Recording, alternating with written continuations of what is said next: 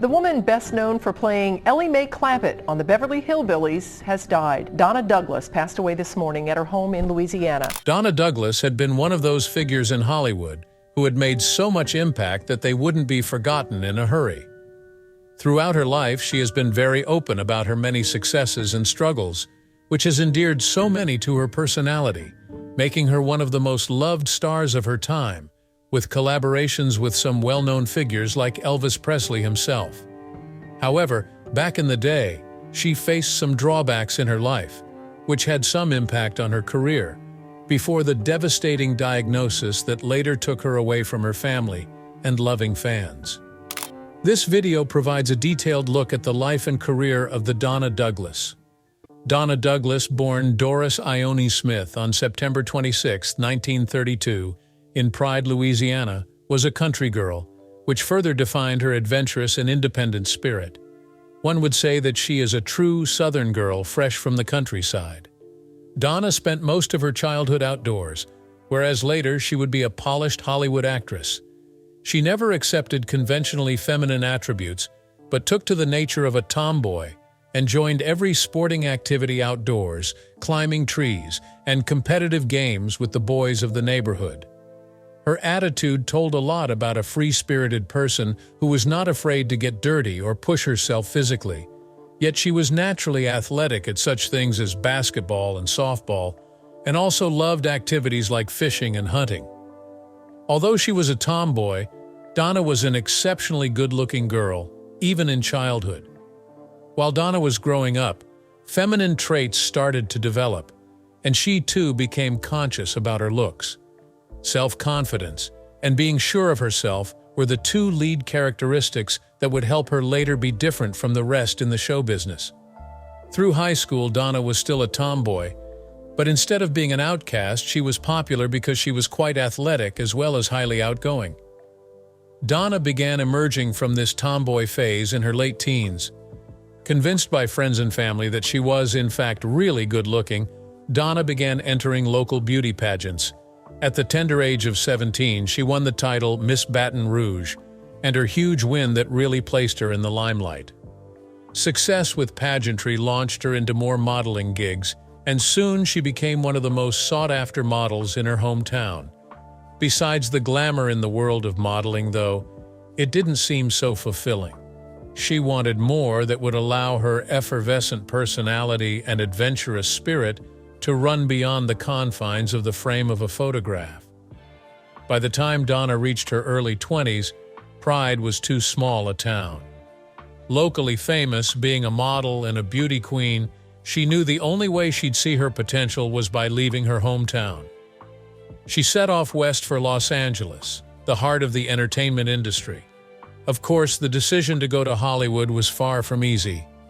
Leaving behind the tight family bond, her friends, and the comfort of familiarity, Donna was hell-bent on making it. She had that magnetic charm, a natural flair for acting, and something in her tenacity that helped her stay focused, even when things really got tough. When Donna arrived in Hollywood, she was initially having a rather rough time getting settled. Literally, hundreds of young would-be actresses were being rejected one after the other. The 1950s were probably an unforgiving era, particularly for those young ladies who had no professional training in the art of acting. Still, Donna did have that little something that made her different, which included her authenticity and simplicity. She didn't give up, and then the offers began trickling in her way. Donna finally got her first real break when she got cast in several television commercials. With that wholesome look and an amiable personality, she was just the candidate whom all the advertisers needed. Of course, this was not exactly the Hollywood acting career she had in mind, but it was a start, and Donna knew she would have to pay her dues first before major roles started coming in. Her commercial work led to small acting roles in television. Donna made her on-screen debut with small parts on popular shows like The Twilight Zone and The Adventures of Ozzie and Harriet. These minor early roles served to give her experience in front of the camera and widen her network in the industry. In The Twilight Zone, in an episode simply titled Eye of the Beholder, She plays a woman who has undergone eye surgery to make her fit an ideal societal beauty requirement. That role was fairly minor, but that episode went on to become iconic, and Donna rose to an unforgettable level of greatness in that performance. It was due precisely to that ability to inject warmth and a sense of vulnerability that Donna was further sought into television and eventually movie roles. In addition to her screen time on television, Donna soon found her way into the world of film. Her first big chance in a film came when she acted in the 1959 movie Career, starring Dean Martin and Shirley MacLaine. Although this movie role for her was minor, it signaled her official entrance into the Hollywood cinema world. Donna continued steadily on both screens from the late 1950s into the early 1960s.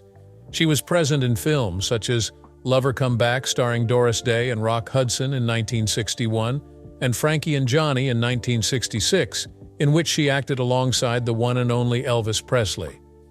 The last role was particularly exciting since Donna had been a longtime fan of the King of Rock and Roll. She was charming and vivacious enough to match Presley for charisma, and the movie was a success. The versatility of Donna as an actress easily allowed her to slip through multiple categories of roles. Whereas she had initially started as a beauty queen and model, her acting talent enabled her to cross over to other roles beyond the stereotypical pretty girl. She was able to take up characters that required depth and nuance, and her tomboy background gave her an edge in performing roles needing physicality and energy. By the early 1960s, she was a fixture in Hollywood, receiving excellent notices for her acting and building a reputation as a professional and reliable actress. She continued to find work on television, often popping up as a name to be seen on repeated series. With her sunny personality, she was particularly appealing in family-type shows. Donna's rise to the top in Hollywood proved that she had resilience and genius. Born into a poor family in the countryside of Louisiana, Donna managed to find her place within one of the most competitive industries in the world. Her eclectic career has seen her handle modeling, television, and film with great finesse. Although Donna Douglas showed early successes in modeling and acting, she would always end up being associated with the character Ellie Mae Clampett from the Beverly Hillbillies. While this propelled her to national fame and eventually made her a household name, she had problems associated with typecasting, a problem Donna would later face for many years of her life. By the early 1960s, Donna Douglas had invested several years of work in Hollywood, being in small film and television parts in shows like The Twilight Zone and films like Career and Lover Come Back. It was a chance to audition for the Beverly Hillbillies, however, that would eventually change the path of her career. It was a comedy sitcom that told of the tale of a rural family, striking it rich and moving into the posh neighborhood of Beverly Hills, but it needed an actress who would personify the role of the beautiful daughter of the family's patriarch, Jed Clampett. It was a role that put one in the position of convincingly portraying the backwoods charm of Ellie Mae and also her physical prowess. The role of Ellie Mae seemed to have been written for Donna, who grew up in rural Louisiana and was a tomboy. The producers of the show looked for an actress who would put a semblance of realism into the part of Ellie Mae. For that, they devised a decidedly odd auditioning process. Part of this peculiar audition was to have the aspiring actresses milk a cow. This was a test to see whether the actresses would be able to play the role of a country farm girl. Other actresses might find this request hard to do, but Donna did not have a problem, owing to her upbringing in the country. She impressed the producers not only with her ability to milk the cow, but also with her charm and simplicity that fitted in perfectly with the role. That audition was enough to secure Donna the role of Ellie Mae Clampett, a role that she played from 1962 until 1971, joining the ranks of some of the most loved characters in television history. Ellie Mae Clampett was most definitely one that was somewhat different from most of the women on television at the time. She was a pretty and glamorous young woman, but she had all of the mannerisms and skills of a backwoods tomboy. Her love of animals, her tomboyish behavior, and her bodily strength made her quite different from what was considered expected in the 60s. Donna Douglas infused Ellie Mae with an air of naturalness and spontaneity. Through her portrayal of Ellie Mae, audiences fell in love with her innocence, nativity, and joy of life. She was a girl from the rural South, and even though the Clampett family had become rich, Ellie Mae stayed true to her roots. She far preferred the company of her animals, climbing trees and wrestling with her critters, to all the trappings of Beverly Hills high society. The blend of Ellie Mae's beauty and her raw, tomboyish behavior provided a constant underlying source of the show's humor.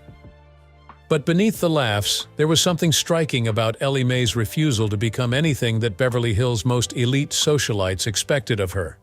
She was unashamedly herself, which did appeal to audiences. Viewers loved Ellie Mae, and Donna's interpretation of the character made her one of the hottest actresses working on television.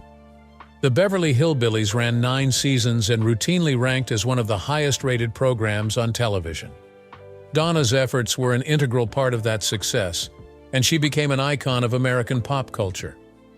With the success of the Beverly Hillbillies came, however, one other unintended consequence for Donna Douglas, which was that of typecasting. As much as audiences loved her in the role of Ellie Mae Clampett, they did in fact start to identify her almost exclusively with the character. Producers and casting directors alike saw her as the quintessential country girl, a stereotype rather hard for Donna to break as she looked for other roles different from Ellie Mae.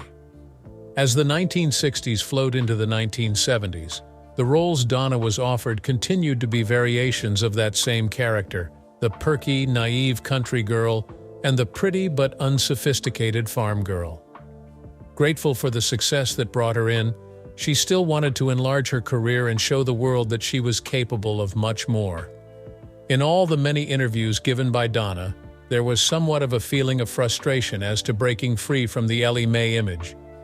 It wasn't new to Hollywood to pigeonhole actors and actresses, but to Donna, it was frustrating to be so limited by the industry's narrow perception of her.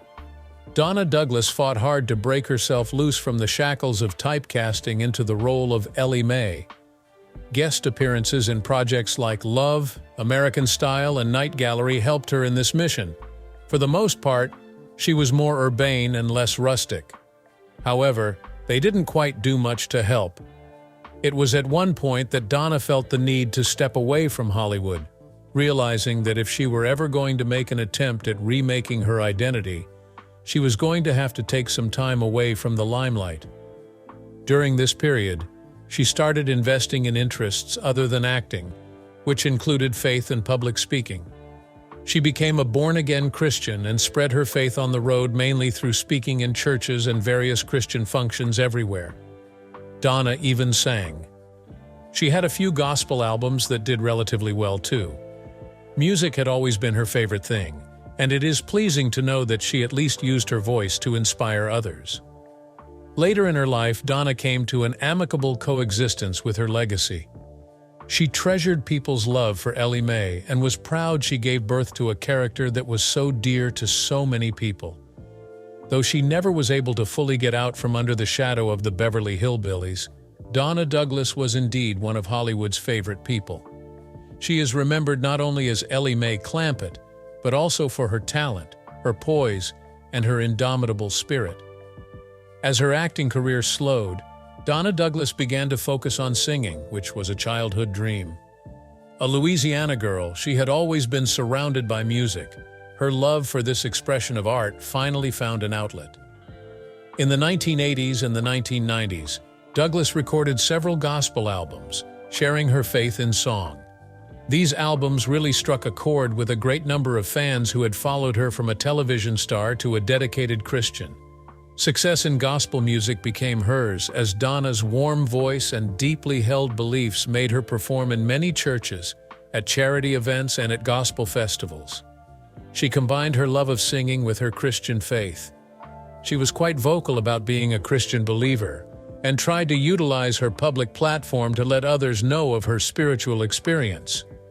Gospel music and time period speaking publicly soon became an important part of her life, giving her the opportunity to relate to people outside of Hollywood. Sometimes Donna would bring up how her faith saw her through tougher times in both her professional and personal lives, offering encouragement to those who were fighting the same demons. Apart from her career as a singer, Donna Douglas also turned author. She wrote children's books, and one of the most popular is Donna's Critters and Kids, children's stories with a Bible touch. With relevance to her character in Beverly Hillbillies, this book strongly reflected her deep love for animals and the way she wanted to instill Christian values into children. The stories were intended to foster kindness, compassion, and faith in children. This foray into writing allowed Donna to remain influential to the people around her, even when she had stepped out of the limelight in television. In addition, Donna has been involved in real estate since her post-television career. This was probably one of the last things that people would have expected from a former television star. But nonetheless, real estate allowed Donna to be more entrepreneurial. She got licensed in real estate and started selling properties. The career provided financial stability and independence to establish a life outside the entertainment industry. Donna had success with her foray into real estate. Her name and recognition no doubt helped initially, but her natural charm, work ethic, and dedication to her clients earned her respect in the business. Despite her large successes with music, writing, and real estate, Donna Douglas had to experience many kinds of challenges later on in her personal life. Without question, one of the largest battles she fought was against cancer. Donna fought valiantly with cancer, diagnosed as pancreatic, with the same resilience and optimism that had defined her all her life. She sought treatment with hope, yet the cancer was too aggressive to overcome. Throughout the duration of her illness, Donna remained very reliant on her faith and love of the people surrounding her. Her family, including children and grandchildren, was always close by while she underwent treatments. Donna had always cherished family, and in her later years she put more emphasis on the time she spent with her children and grandchildren. Even with cancer, she represented strength and grace. Donna Douglas died on New Year's Day, January 1, 2015, at the age of 82 years old. She is survived by her son, Danny Bourgeois, and her grandchildren. For many fans of the Beverly Hillbillies, her passing represented the passing of an era, having watched her character Ellie Mae Clampett grow over the years. However, that was not all she did. Through her work in music, writing, and real estate, Donna had continued to touch lives long after her Hollywood fame had faded. Her Christian faith and commitment to helping others were defining features of her later life, and they remain central to how she is remembered. Although Donna Douglas never reached the extent of fame that the Beverly Hillbillies had propelled her toward, she indeed left behind a legacy in several fields. Aside from the issue that she had with typecasting, Donna still did manage to find ways to reinvent herself for the betterment of the world at large. She proved that while fame could be an absolute pain to bear sometimes, the ability to adapt, grow, and maintain one's core values would give one a fairly well-rounded life. Donna Douglas will always be best remembered as Darling Ellie Mae Clampett, but her life was so much more than the character she played on television. Her legacies to music, literature, and real estate, along with devotion to faith and family, have left an indelible mark on those who knew and loved her, and on her fans, who adored her from afar. And that's it on the amazing life of Donna Douglas. We have more interesting videos coming up, and we will see you in the next one.